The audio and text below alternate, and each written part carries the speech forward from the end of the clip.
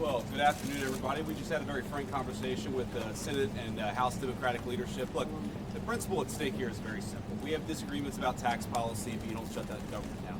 We have disagreements about health care policy, but you don't shut the government down. You don't use your policy disagreements as leverage to not pay our troops, to not have essential services of government actually function. You don't say the fact that you disagree about a particular tax provision is an excuse for shutting down the people's government and all the essential services that come along with it. If you look at what Chuck Schumer has said in the past consistently, it's whatever our disagreements are, let's negotiate with them.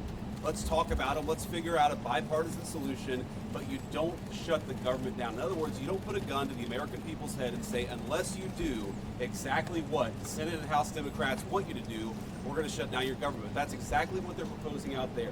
Now, we have to remember, they're very frustrated. They say that they're very frustrated about the fact that this negotiation has not taken place until today. But if you look at the original thing they did with this negotiation, it was a $1.5 trillion spending package, basically saying to the American people, we want to give massive amounts of money, hundreds of billions of dollars to illegal aliens for their health care, while Americans are struggling to pay their health care bills. That was their initial foray into this negotiation. We thought it was absurd. We told them it was absurd, and now they come in here saying that if you don't give us everything that we want, we're going to shut down the government. We think that's preposterous. We think it's totally unacceptable, and we think the American people are going to suffer because these guys won't do the right thing. Now, I want to make one final point here. You will hear a lot from Senate Democrats, from House Democrats about the fact that American health care policy is broken.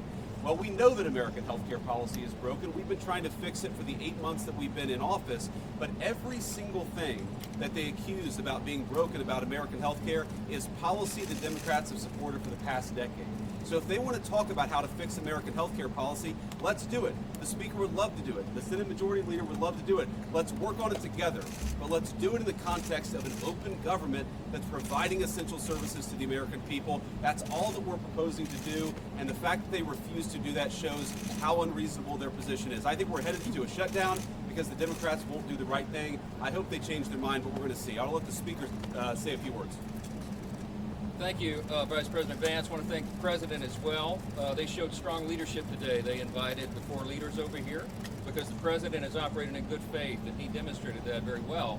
The problem is that Chuck Schumer and Leader Jeffries refuse to acknowledge the simple facts. Let's review what the simple facts are. As the Vice President was saying, this is the common sense thing to do. This is the right thing to do. This is the simple thing to do.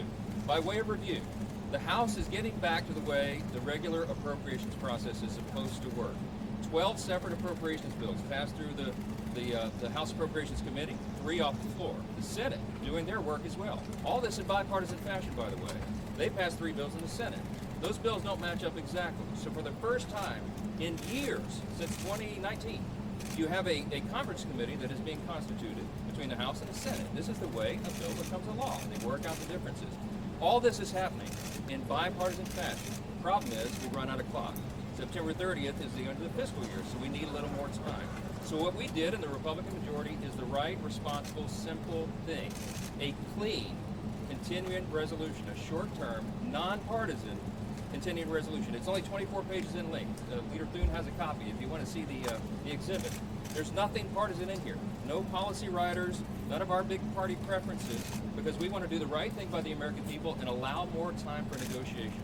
Now, there's a reason that Chuck Schumer and Hakeem Jeffries have come out here, stomped the feet, saying that they can't go along with this. They're trying to bring in extraneous issues. They issued a counter proposal. You should go take a look at what they requested.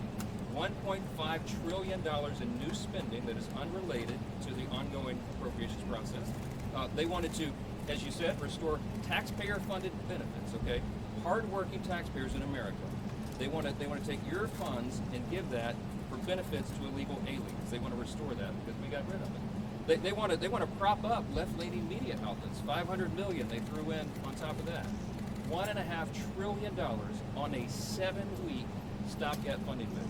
We're not going to do that. They know we can't do that. And we never have in the past. During the Biden administration, there were 13 threatened shutdowns. The Republicans in the minority did the right thing. We kept the government open. We're simply asking for the Democrats to do the same. Again, I want to thank President Trump for the strong, solid leadership. He listened to the arguments, and they just wouldn't acknowledge the simple facts. I want to thank the Vice President here for showing his leadership as well.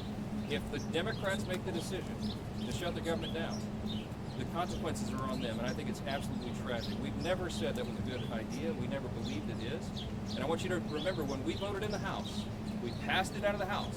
The House has done its job. We did that almost 2 weeks ago. Every Democrat in the House except one voted to shut the government down. That is the record, and don't forget it. As we've step in here. Mr. Vice President. This right here, ladies and gentlemen, is what we're talking about. 24 pages, continuing resolution to fund the government through November the 21st.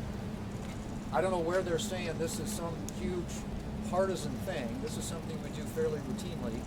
And when the Democrats had the majority on 13 different occasions, they had the majority, President Biden was in the White House, we passed continuing resolutions to fund the government.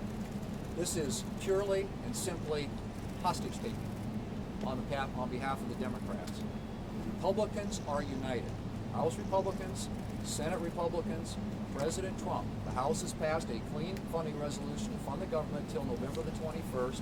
It's clean, it is bipartisan, and it is short term. But it gives us enough time to finish the appropriations process, which is the way we should be funding the government. So Republicans in the House, Senate, President united, they passed the bill. This is sitting right now at the Senate desk. We can pick it up and pass it tonight. We can pick it up and pass it tomorrow before the government shuts down. And then we don't have a government shutdown. It is totally up to the Democrats, because right now they are the only thing standing between the American people and the government shutting down. We're all in favor of funding the government. And this is something that's been done routinely 13 different times by the Democrats when they had the majority. So it's to me, this is purely a hostage-taking exercise on the part of the Democrats. We are willing to sit down and work with them on some of the issues they want to talk about, whether it's the extension of premium tax credits with reforms. We're happy to have that conversation. But as of right now, this is a hijacking of the American people, and it's the American people who are going to pay the price. Can you Mr. Vice President? Sure. We want to keep this government open. It is not good for the American people to have the government shut down for any period of time. We will manage it appropriately, but it is something that can all be avoided.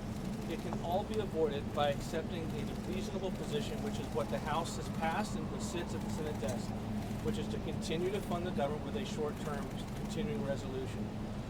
It has never been a viewpoint that $1.5 trillion is a reasonable amount of spending to be included on a short-term CR. This is hostage taking.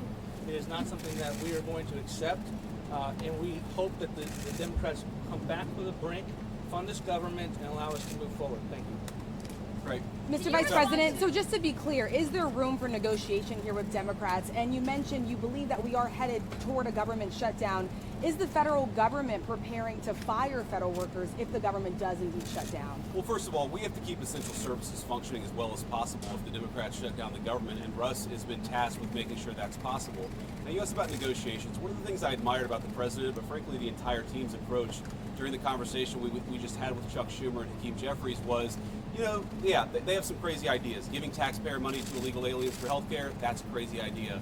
Funding transgender surgeries in Peru, that's a crazy idea. But they had some ideas that I actually thought were reasonable, and they had some ideas that the president thought was reasonable. What's not reasonable is to hold those ideas as leverage and to shut down the government unless we give you everything that you want. There were multiple times where Leader Jeffries or Leader Schumer would say, you know what, we should be doing this, and the President of the United States would say, yeah, absolutely, let's have that conversation, but we're going to do it in the context of the people's government being open. We're not going to let you take the people's government hostage and then give you everything that you want. And that's really the state of the negotiation. Yeah, let's have a conversation, let's have a negotiation, but we're not going to shut down the government because we won't give the Democrats everything that they want. Can you respond to what Senator Schumer said, that there were aspects about health care ending for certain people that the president was learning about for the first time at that meeting? And was the president open to a deal on the ACA subsidies?